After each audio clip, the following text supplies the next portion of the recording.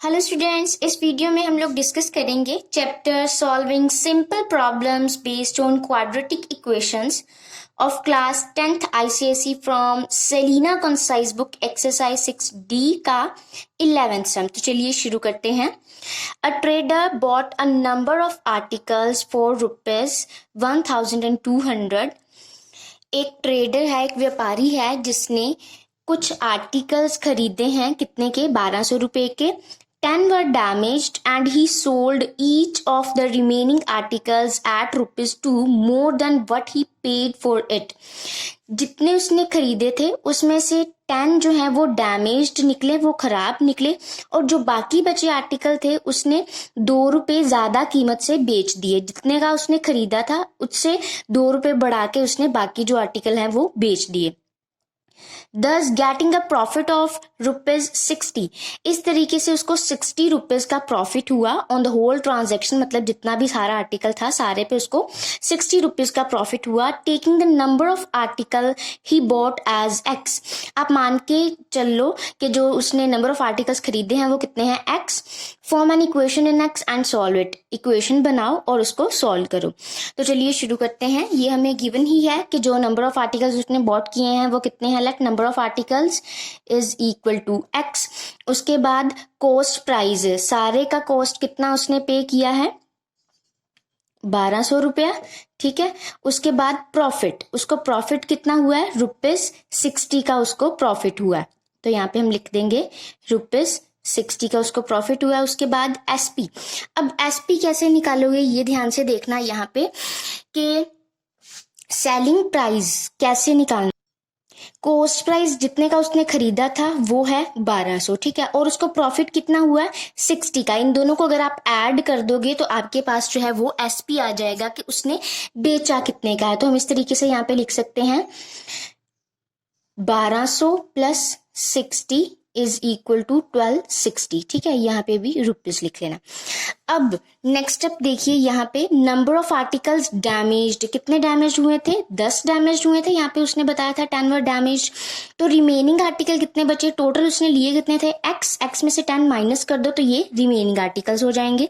देखो cost price of each article, अब हर एक आर्टिकल की कॉस्ट प्राइस जो है वो कितनी आ जाएगी।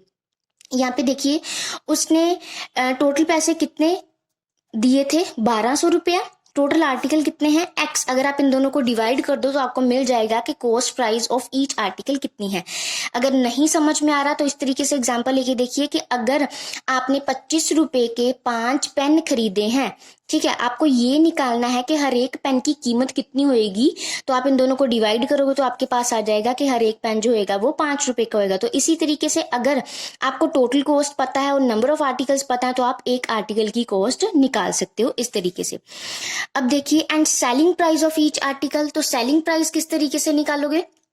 सेलिंग प्राइस जैसे आपने कॉस्ट प्राइस निकाला है, कॉस्ट के नीचे नंबर ऑफ आर्टिकल रखे हैं।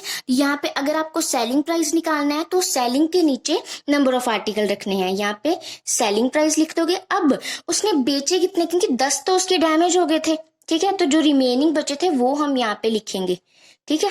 सेलिंग प्राइस इस तरीके से आ जाएगा आपका, क्योंकि उसने बेचे ही इतने हैं, X माइनस 10 बेचे, 10 तो खराब हो गए थे, तो जितने बेचे हैं उतना नंबर आपको नीचे लिखना है। Now according to the statement. अब यहाँ पे देखिए जैसे हमने पहले भी सारे सम्स में मैंने बताया कि आप बड़ी टर्म में से छोटी टर्म को माइनस करते हो, तो यहाँ पे आपको पहले पहचान करनी है कौन सी बड़ी और कौन सी छोटी है। तो उसको प्रॉफिट हुआ था ना 60 रुपीज का, उसको प्रॉफिट हुआ, दैट मीन्स कि वो ज्यादा की बेच रहा है। ये वाली टर्म बड़ी है, ये वाली टर्म छोटी है। तो हम यहाँ पे क्या करेंगे?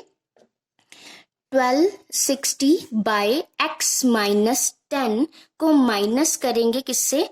1200 बाय X, ठीक है। अब इज इक्वल टू यहाँ पे कितना लिखना है?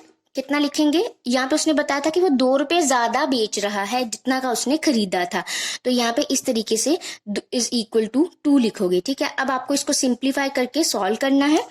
तो सबसे पहले क्या करेंगे?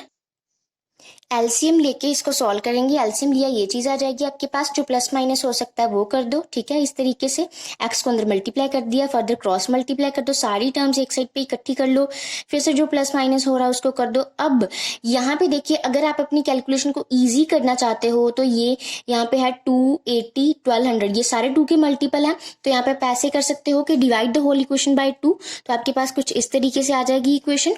अब आपको इसको सॉल्व करना है कोई भी मेथड लगा के। अगर आपको प्रॉब्लम आती है ये देखने में कि आप कौन से मेथड से किसी इक्वेशन को सॉल्व कर सकते हो, तो उस पर मैंने अलग से वीडियो डाल रखी है, जिसे देख के आपको पता चल जाएगा कि किस इक्वेशन को किस तरीके से सॉल्व करना है। उसका लिंक डिस्क्रिप्शन में है। यहाँ पे हम यूज करेंगे फैक्टराइजेशन मेथड। अगर आपको फैक्टर बनाने में कोई प्रॉब्लम आती है तो उस पर भी मैंने अलग से वीडियो डाल रखी है, जिसमें मैंने ट्रिक बताई है कि आप लोग बहुत इजीली 5-6 सेकेंड्स में फैक्टर्स फाइंड आउट कर सकते हो। यहाँ पे मैंने फैक्टर ऑलरेडी बना के रखे हुए हैं। 100 में से 60 माइनस करो 40 आ जाएगा, इन दोनों को मल्टीप्लाई करो, ये चीज आ जाएगी। अब इन दोनों में से अगर कुछ कॉमन निकल सकता है तो वो निकाल देना है। यहाँ पे भी बिल्कुल वैसी ब्रैकेट बनानी है, तो 60 को निकाल लिया कॉमन। अब x माइनस 100 दोनों में अवेलेबल है, तो हम इसको कॉमन निकाल लेंगे। अंदर क्या बच जाएगा, इधर x और इधर क्या बच जाएगा, 60 इज इक्वल टू 0। अब दो नंबर का प्रोडक्ट कब जीरो होता है, यहाँ तो पहले वाला जीरो हो, यहाँ दूसरे वाला जीरो हो, तो यहाँ पे आपके पास दो वैल्यूज आ गई 100 एंड -60।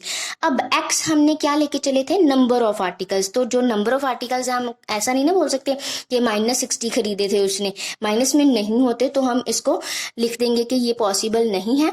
तो देयरफॉर आपके पास x की value, that means number of articles जो है वो कितने आ जाएंगे, 100 आ जाएंगे, ठीक है जी। तो ये था आपका सारा सम। अगर स्टिल आपको किसी स्टेप में कोई प्रॉब्लम है तो आप लोग कमेंट करके पूछ सकते हो। And if you like this video please hit the like button and subscribe to my channel. इससे मुझे मोटिवेशन मिलेगी ताकि मैं आगे भी ऐसी वीडियोस डालूं।